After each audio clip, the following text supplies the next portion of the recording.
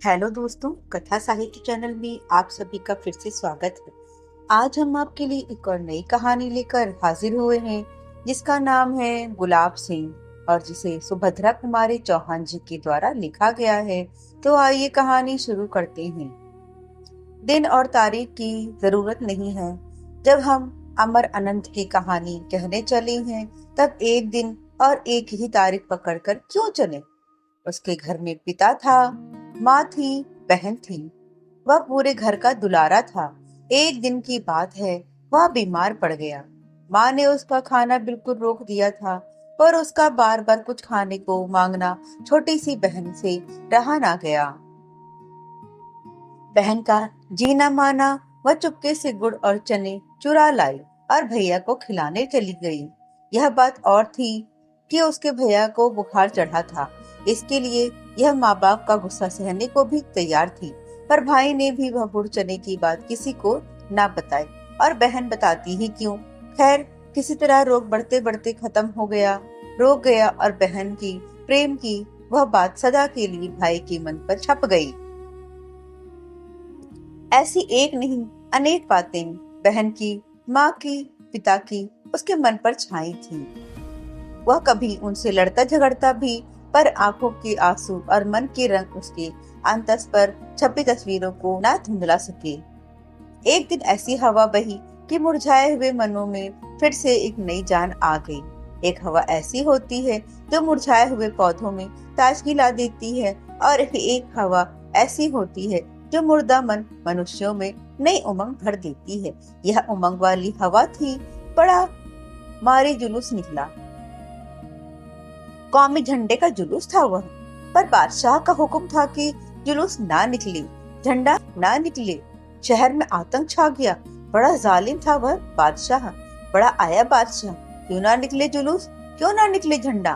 भाई से बहन ने कहा। बहन क्या कहती है उसने सुन लिया। बहन फिर बोली, कौन है यह बादशाह। भैया ने कहा, हो, होगा कोई। बहन ने फिर पूछा, क्यों ना निकले जुलूस, क्यों ना निकले झंडा। भाई कटु स्वर में बोला, हमारा देश बादशाह का गुलाम जो है। बहन का उत्तर था, तब तो जरूर निकलेगा जुलूस, हम जरूर फहराएंगे अपना झंडा। देखते हैं कौन रोकता है हमें। झंडे की तैयारी होने लगी। बहन ने अपनी पुरानी ओढ़नी फाड़ कर झंडा बना लिया। लाल हरा रंग भी चढ़ गया। भाई ने उसे अपने खेलने के डंडे से बांध लिया। झंडा तैयार था। अब भाई झंडा लेकर चला। बहन आग्रह से बोली, अरे भाई, जाते कहाँ हो, हम भी साथ चलेंगे। पर बहन, बड़ी दूर जाना है, तुम थक जाओगी। नहीं भैया, नहीं बहन, जुलूस कौन बनाएगा। तुम झंडा उठाना, हम जुलूस बनाकर पीछे चलेंगे। नहीं रानी, तुम जुलूस नहीं, तुम एक काम करो, हमें रोली का तिलक लगाकर विदा करो, जैसे राजकुमारी अपने भाई राजकुमार को विदा करती है। बहन ने खुशी की किलकारी के साथ ताली बजाई और दौड़कर थोड़ी सी रोली, थोड़े से चावल सजा लाई। थाली में एक दिया भी जल रहा था। भाई की आरती उतारनी थी। मुंह के चारों तरफ घूमती थाली एक आभा मंडल बनाने लगी। उसने देवी देवताओं के चित्रों में भी वैसा ही आभा मंडल देखा था। भाई के चारों तरफ वैसा ही आभा मंडल देखकर वह बहुत खुश हुई। बहन ने भाई के माथे पर तिलक लगाया, चावल बिखराए। तब भाई ने बहन के पैर छुए और विदा ली।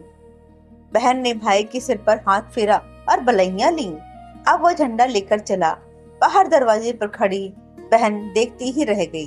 कहानियों की राजकुमारियां इसी तरह विदा करती थी और देखती खड़ी रह जाती थी।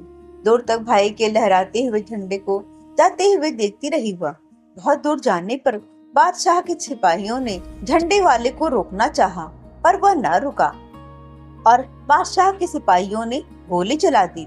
वह गिरा। झंडा उसके हाथ में था।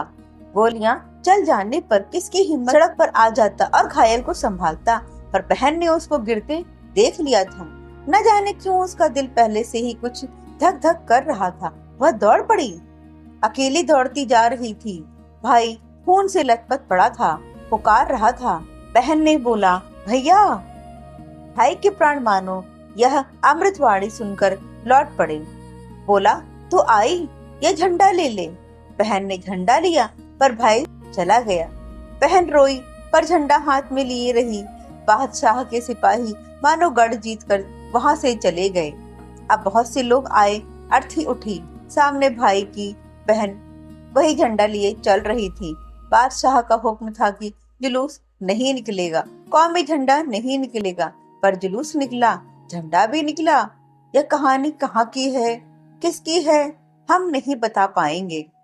यह फ्रांस की राजक्रांति की हो सकती है, यह रूस की राजक्रांति की हो सकती है, यह हिंदुस्तान की सन 42 की क्रांति भी हो सकती है, क्योंकि यह घटना चिरंतर है, अनंत है। यह जैसे पेरिस में, मॉस्को में, जैसे जबलपुर में हो सकती है। जबलपुर में तो क्या उस वीर बालक का नाम गुलाब सिंह हो सकता है? तो दोस्तों, आपको हमारी ये एक छोटी सी देशभक्ति कहानी कैसी लगी, कमेंट करके जरूर बताइएगा। और अगर आपको हमारी कहानियां पसंद आती हो तो हमें सपोर्ट करिए।